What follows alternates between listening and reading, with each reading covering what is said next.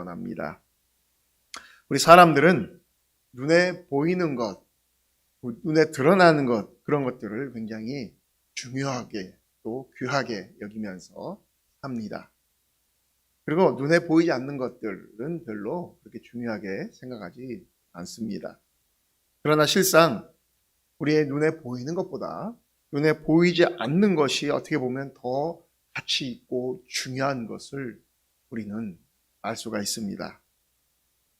사랑이라든지 믿음, 정신, 약속, 영혼이나 천국, 이런 것은 우리의 눈에 보이지 않습니다. 그래서 사람들이 그렇게 많이 그것에 대해서 고민하거나 생각을 하지 않는 것 같습니다. 그러나 그에 비해서 돈이라든지 금금, 보석, 또 고가의 아파트라든지, 남자들은 자동차, 또 여자들은 핸드백, 고가의 명품, 이런 것들을 이처럼 눈에 보이는 그것을 굉장히 추구하고 그런 것들을 소유하고 싶어 하고 하는 걸 볼 수가 있습니다. 그러나 여러분, 눈에 보이지 않지만 아주 중요한 것이 하나 있습니다. 그것은 바로 믿음입니다. 여러분, 이 믿음이라는 것은 여러 가지로 해석이 될 수 있지만 우리가 이 세상에 살면서도 이 믿음이 없는 세상에서 우리가 산다라고 생각을 해보시기 바랍니다. 아마 굉장히 불안하고 힘들고 어려울 것입니다. 우리가 먹는 음식부터 시작을 해서 우리가 슈퍼에서 파는 그러한 여러 가지 음식들, 시장에서 파는 그러한 재료들, 이런 것들을 우리가 믿으니까 믿고 사는 거잖아요. 만약에 거기에 가짜가 있고 믿지 못할 것들이 있고 그런다면은 우리가 굉장히 그 물건 하나를 고를 때도 힘들게 고를 것입니다.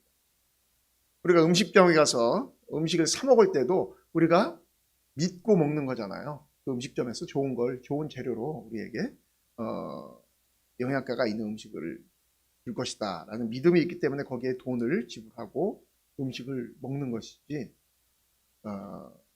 막 좋지 않은 재료를 쓰고 또 재탕, 삼탕한 음식을 가지고 음식을 만든다라는 그런 어떤 곳에 만약에 그런 뉴스가 떴다면 그 음식점은 망할 겁니다. 누구도 하질 않잖아요. 왜냐하면 믿을 수가 없는 것이기 때문에.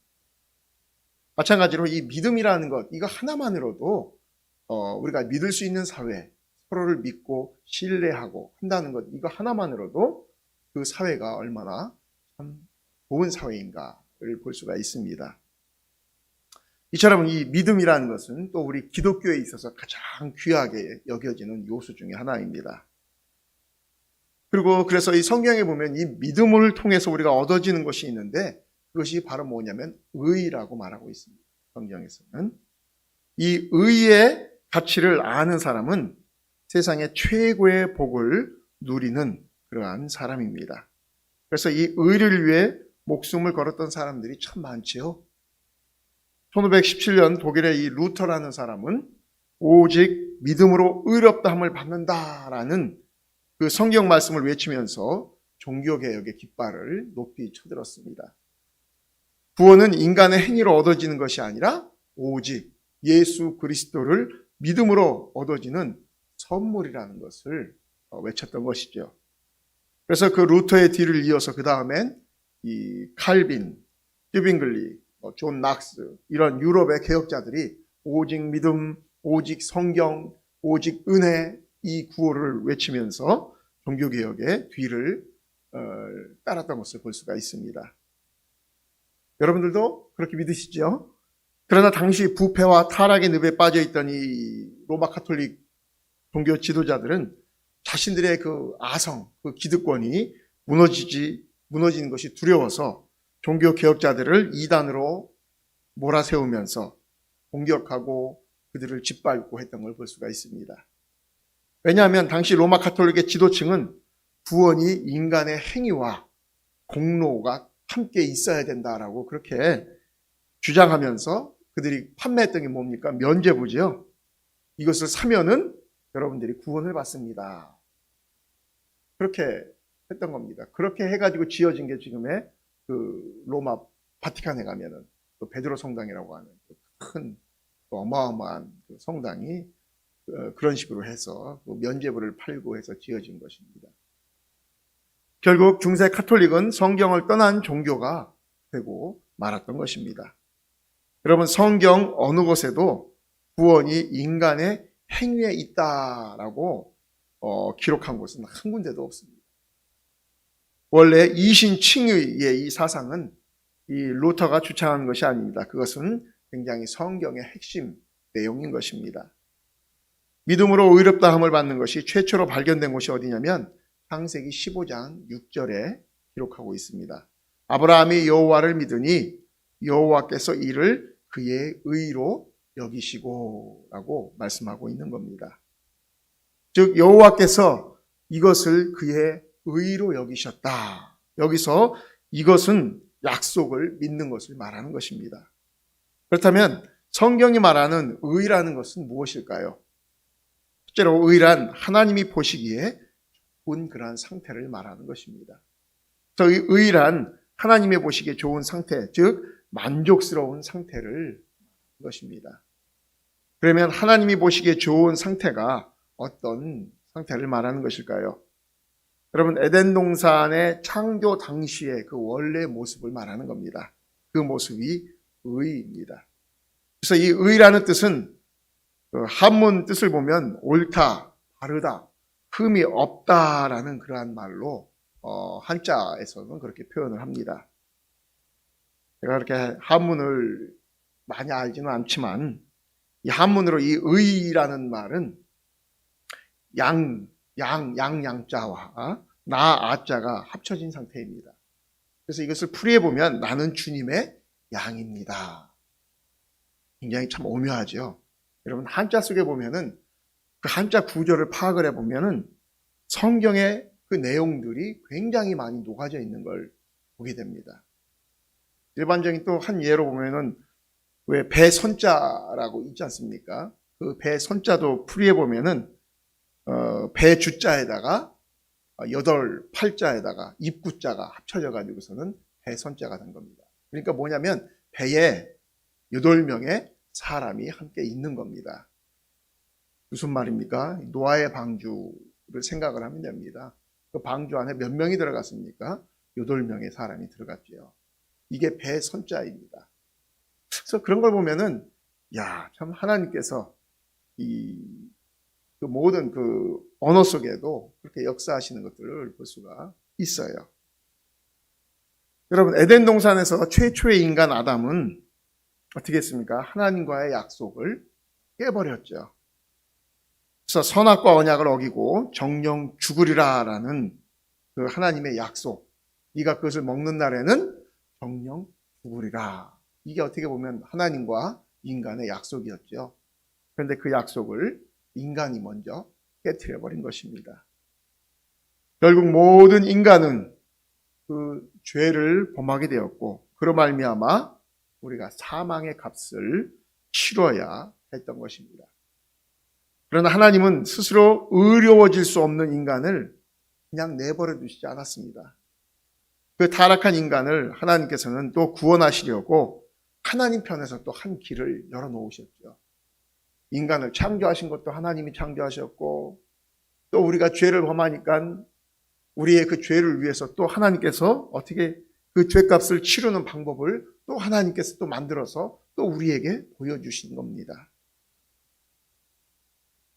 그것이 누굽니까? 그리스도의 십자가의 대속이었던 것이죠. 우리가 치러야 할 값을 하나님의 아들이 대신 값을 치르게 하신 겁니다. 하나님의 입장에서 보면은 모든 게 다 손해보는 장사예요. 우리가 뭐 이렇게 표현하기 좀 그렇지만 하나님 당신이 만드셨고 그 만든 피조물이 하나님을 또 실망케 했지만 그것을 또다시 회복시키시려고 또 하나님의 가장 귀한 존재인 당신의 아들을 또 어떻게 합니까?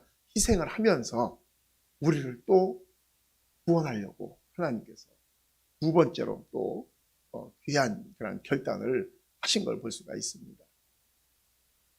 그래서 우리는 하나님은 그래서 우리에게 무엇을 많이 요구하시냐면 용서하라고 그러죠. 서로 용서하라. 그래서 이 용서라는 것이 무엇입니까? 두 번째 기회를 그 사람에게 주는 겁니다. 나하고 누구하고 어떤 약속을 했는데 상대방이 약속을 깨트려서 나를 내 마음에 막 분노를 일으키게 좀 했어요.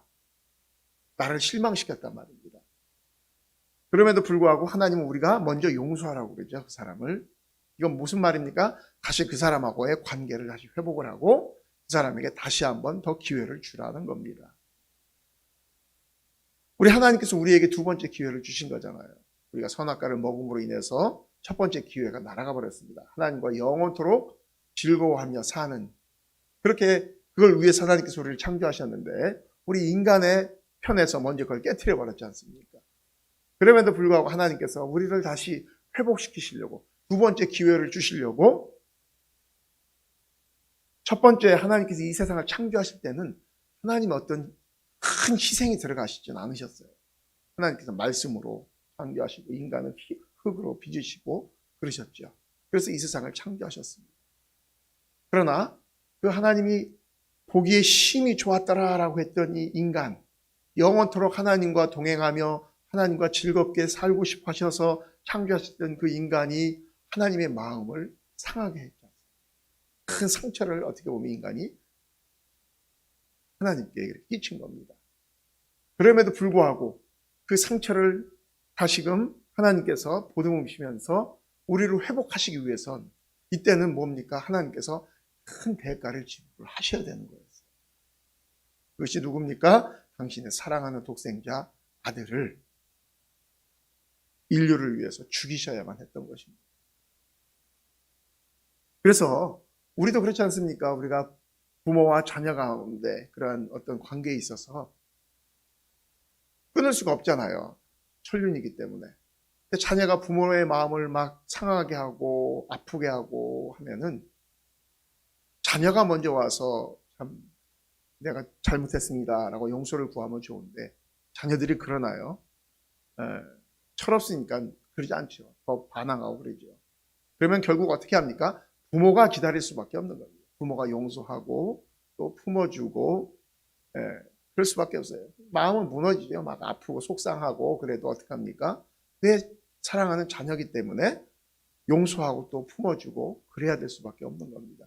그래서 하나님께서 우리에게 부모라는 그러한 이 직책이라고 해야 되나요? 그걸 주신 목적은 하나님의 마음을 알 수 있게끔 하기 위해서 그런 것이 아닌가라는 생각을 해봅니다.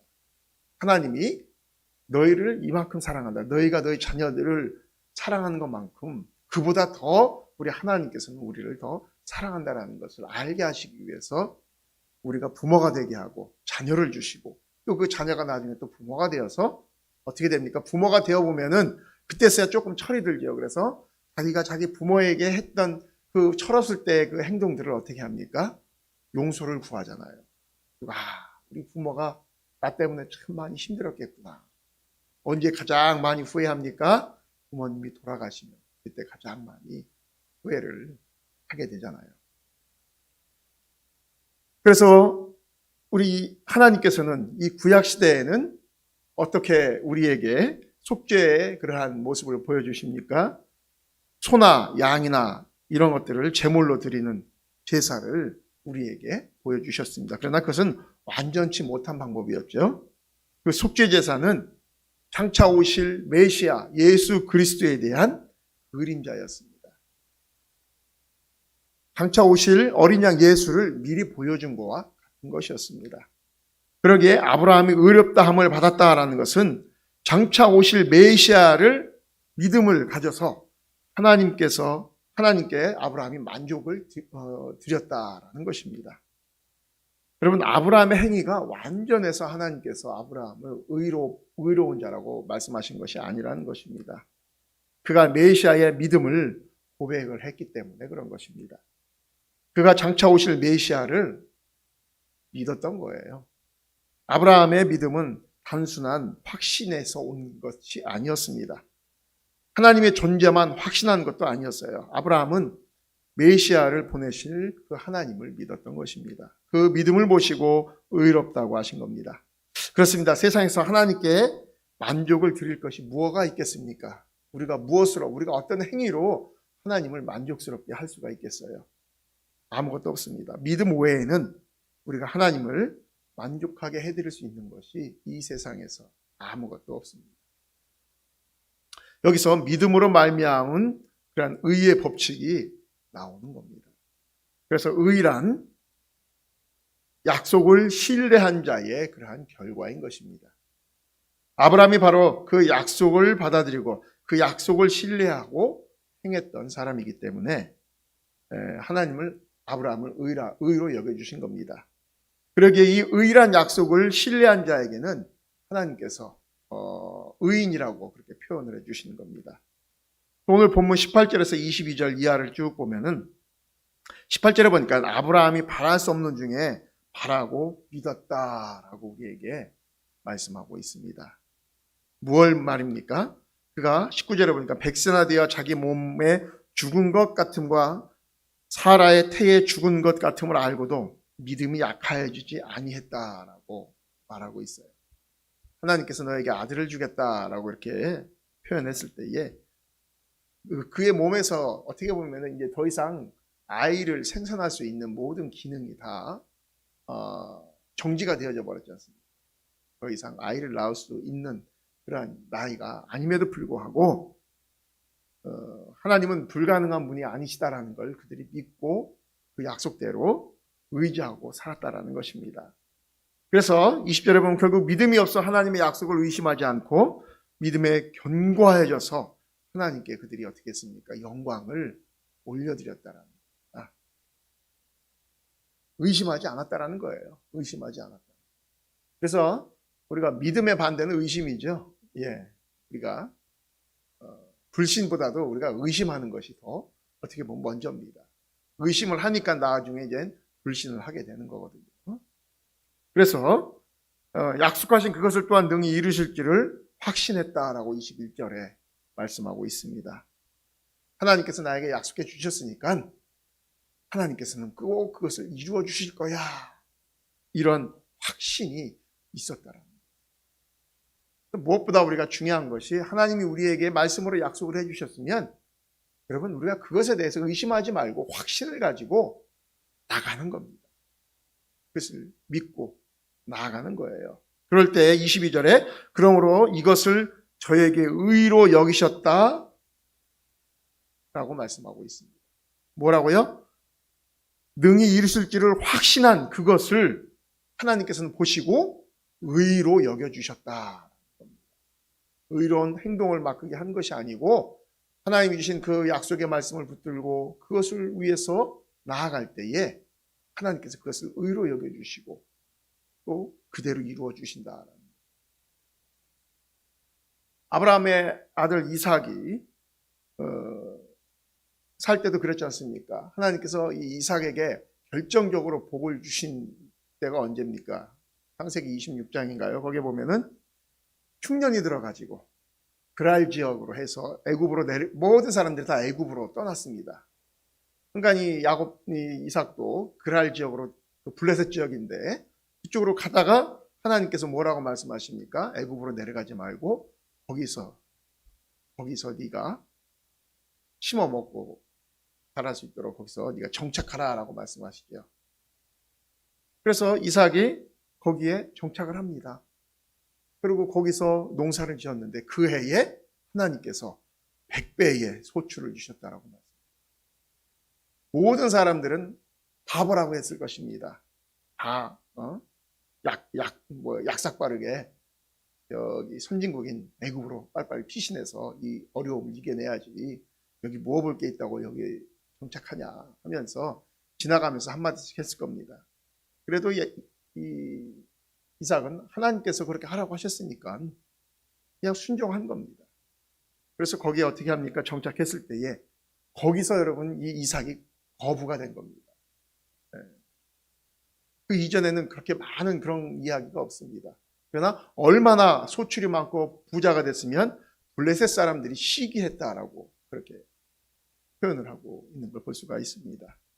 이처럼 우리는 하나님이 우리에게 주신 그 약속을 굳게 믿고 신뢰하고 나아갈 때에 확신하며 나아갈 때에 하나님께서 우리를 의로 여겨주시고 우리에게 복을 주시겠다라는 것입니다. 그러므로 의란 무엇입니까? 바랄 수 없으나 하나님이 하신 약속을 믿고 믿되 믿음이 약하여지지 않고 의심하지 않고 하나님이 하신 약속을 하나님이 능히 이루실 것을 믿는 그것을 의라고 하는 것입니다. 그것이 의라는 것입니다. 그러므로 저나 여러분도 주님이 하나님의 아들 되심을 우리가 굳건히 믿고 나아가야 됩니다. 그분이 나를 위해 십자가에 죽으신 것을 믿어야 하고, 그분이 나를 위해 부활하신 것도 믿고, 그분이 나를 위해서 이제 장차 다시 오실 것도 우리가 믿어야 합니다. 그 믿음이 하나님이 기뻐하시는 의의 상태인 것입니다.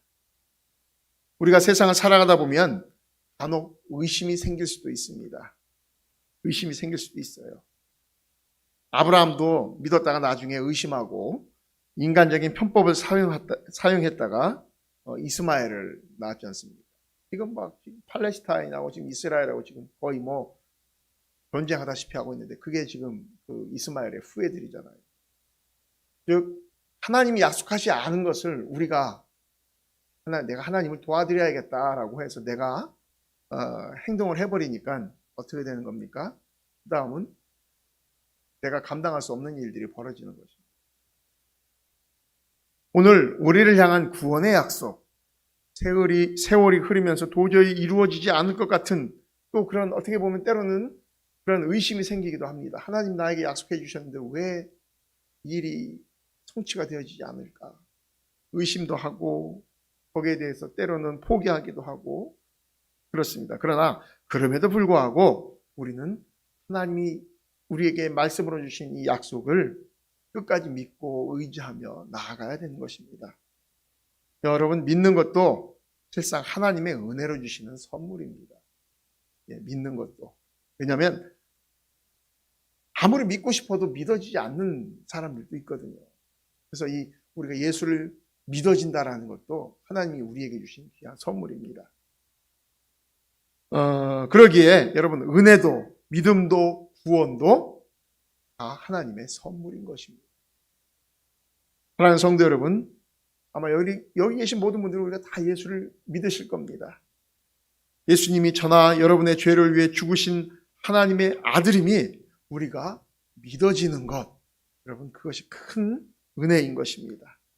왜냐하면 그것이 바로 의롭다 하심을 입은 증거이며 그것이 바로 구원받은 증거이기 때문에 그렇습니다.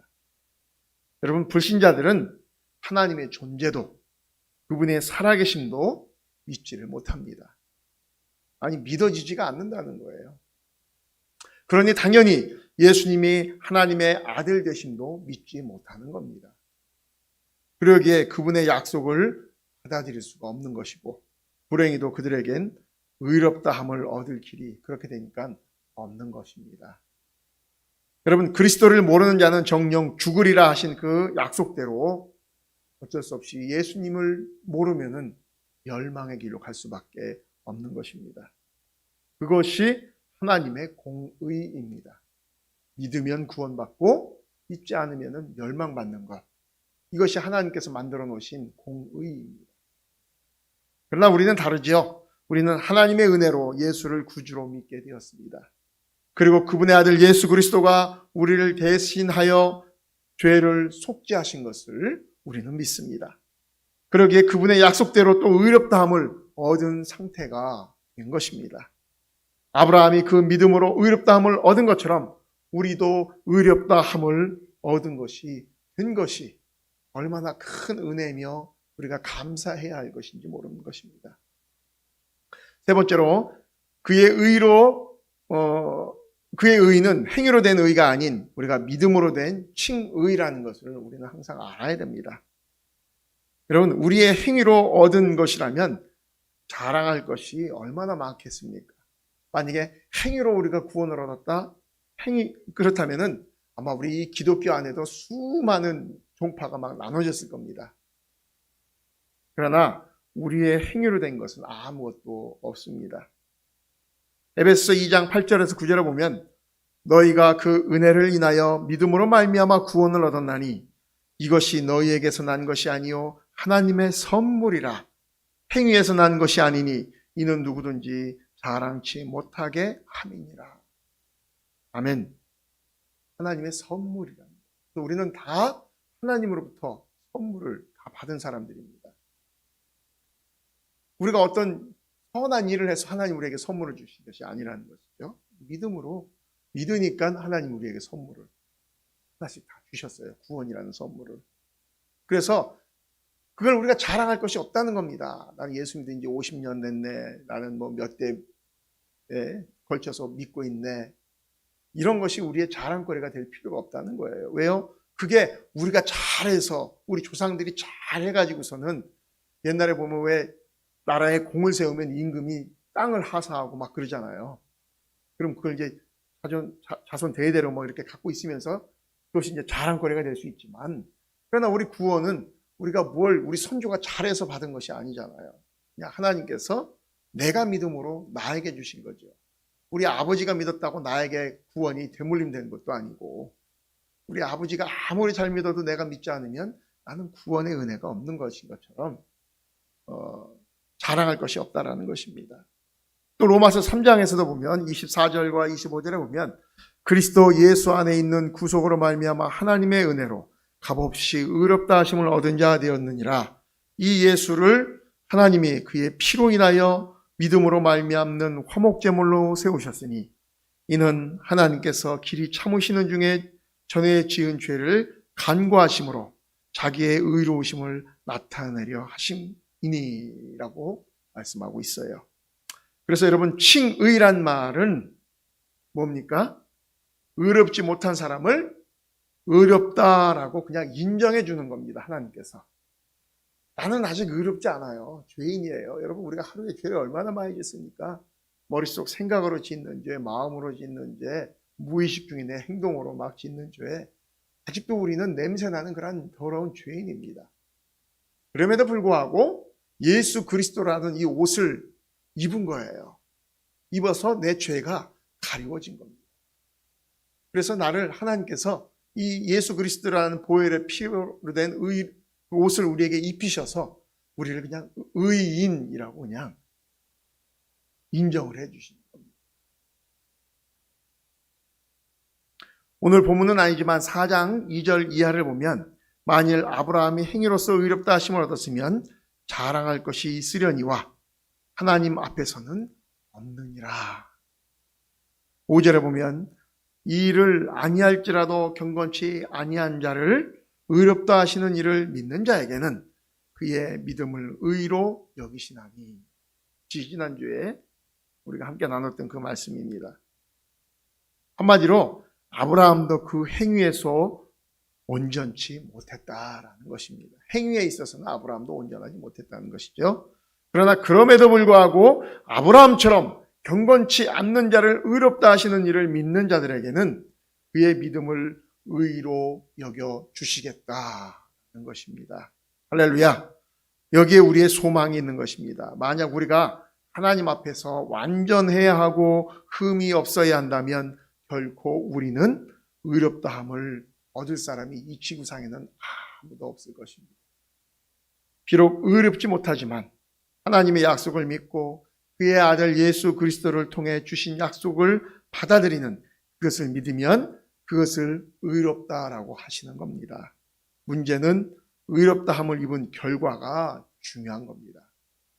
이 의롭다함을 입은 자는 그러면 어떻게 되느냐라는 겁니다. 짤막하게 한 세 가지로 나누는데, 첫째는 하나님 나라의 영원한 언약의 백성이 된다라고 우리에게 말씀하고 계십니다. 하나님께로 의롭다함을 받은 자는 우리의 신분이 바뀐다라는 거예요. 마귀의 자녀에서 하나님의 자녀로. 여러분, 이건 어마어마한 신분 상승입니다. 노예가 왕이 된 것보다도 더한 것이죠. 우리의 신분이 마귀의 자녀에서 하나님의 자녀로 우리의 신분이 한순간에 바뀐 것입니다. 탈북한 사람들이 우리나라에 와서 국정원에서 그다음에 또 하나원에서 교육을 받고 이제 나오면은 그들이 제일 먼저 받는 것이 뭐냐면 주민등록증이라고 그래요. 우리는 주민등록증 별 대수롭지 않게 생각하지 않습니까? 그런데 그들은 그것을 받을 때 다 운다고 그래요. 왜냐하면 자기들은 국적이 없는 무국적자들이었다라는 거예요. 북한에 있을 때도 뭐 무슨 증 같은 게 없잖아요. 그래서 탈출해서 중국에서 살 때도 무국적자들이니까 공안에게 붙잡히면 어떻게 됩니까? 다시 북한으로 북송이 돼야 되는 거예요. 그러니까 막 그렇게 두렵고 떨리고 한 사람들이 이 주민등록증, 당신은 대한민국 국민입니다 라는 것을 증명하는 거잖아요. 그래서 그걸 받고서는 이 사람들이 너무너무 감격을 하고, 그 다음 두 번째 감격할 때가 언제냐면 대한민국 여권을 만들고 나서 그 여권 표지의 맨 앞을 읽어볼 때 그들이 감격을 한다고 합니다. 뭐냐면 이 사람은 대한민국 국민이오니 어디를 가든지 여러분들께서 도움을 주시기 바랍니다.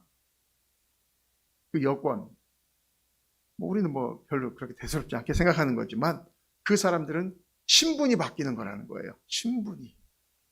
자기들의 신분이. 이젠 우리는 떳떳한 대한민국 국민이구나. 그래서 그 사람들이 여권 만들어서 제일 먼저 다시 중국 간대잖아요. 그렇게 자기들을 거기서 막 마음 졸이고 공안이 자기들을 이렇게 검사하면 어떻게 할까 막 그러던 사람들이 당당하게 그걸 가지고서는 중국 공항을 내비치면서 간다지 않습니까? 아마 그 사람들은 그래서 예수를 믿어도 굉장히 참 잘 믿을 것 같아요. 왜냐하면 지옥 백성에서 천국 백성으로 옮겨진다라는 그 경험을 그들은 이미 벌써 했잖아요. 눈에 띄게끔. 마찬가지입니다. 우리가 바로 그런 신분이 바뀐 자들입니다. 세상 죄의 종로로 타던 자가 이제는 하나님의 자녀의 권세를 누리고 그 권세를 영원히 누리는 언약의 백성이 되었다라는 것입니다. 하나님은 한 번 구원받은 당신의 백성을 절대로 포기하지 않으십니다. 우리의 구원은 그래서 어떤 세력도 물리칠 수 없다라고 말씀하고 있지요. 그래서 로마서 8장 30절 이하를 보면 또 미리 정하신 그들을 또한 부르시고 부르신 그들을 또한 의롭다 하시고 의롭다 하신 그들을 또한 영화롭게 하셨으니 누가 정죄하리요? 죽으실 뿐 아니라 다시 살아나신 이는 그리스도 예수시니 그는 하나님 우편에 계신 자여 우리를 위하여 간구하시는 자시니라.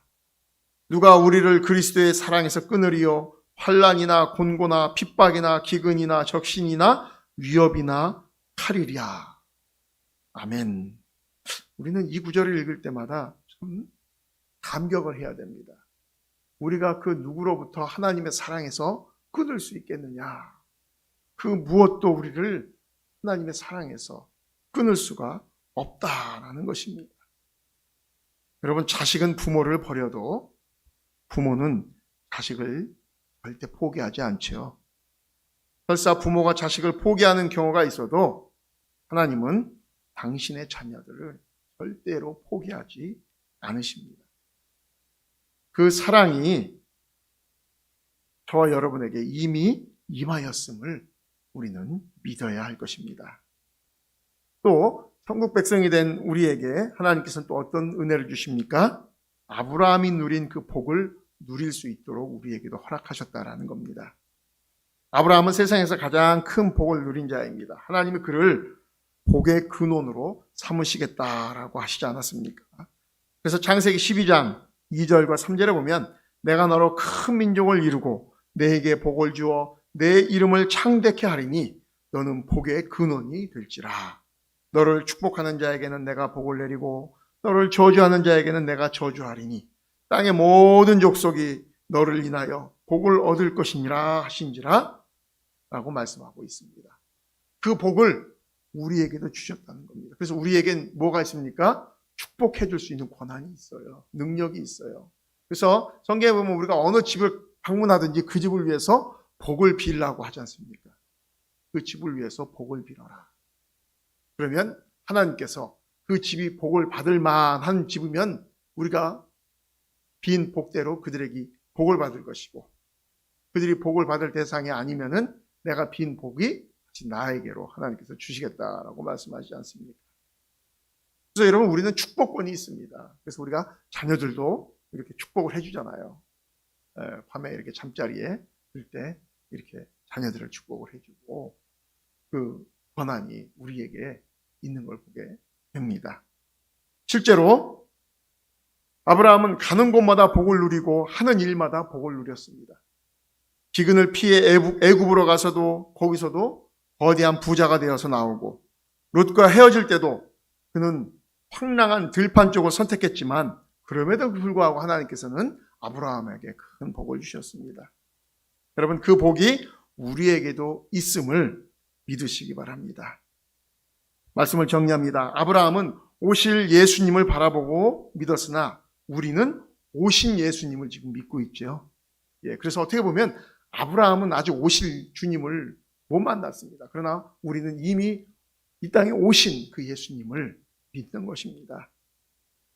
우리는 우리 죄를 위해 십자가에서 죽으신 예수, 우리를 위해 부활하신 예수를 믿고 그처럼 우리도 영생을 누릴 것을 우리는 믿는 것입니다. 어찌 보면 우리는 아브라함보다 더 큰 복을 누리는 그러한 백성들입니다. 아브라함은 계속해서 재물을 가지고 제사를 드렸지만 우리는 예수님 때문에 더 이상 동물 제사를 드리지 않아도 은혜로 구원을 얻은 것이죠. 그리고 하나님의 아들이라 또한 그렇게 불림을 받았습니다. 그 모든 것이 하나님의 한량없는 사랑의 은혜로 우리에게 거저 주신 겁니다. 대가는 누가 지불했습니까? 우리 예수님께서 이미 지불해 주셨어요. 이미 예수님이 모든 대가를 지불해 주셨기 때문에 우리는 그냥 어떻게 보면 믿음으로 무임승차한 것과 다름이 없는 것입니다. 그래서 그 좋으신 하나님을 우리가 늘 사랑하고 그분을 의식하며 하나님을 아는 지식을 날마다 더하는 복된 자녀들이 되시기를 주님의 이름으로 간절히 축원드립니다.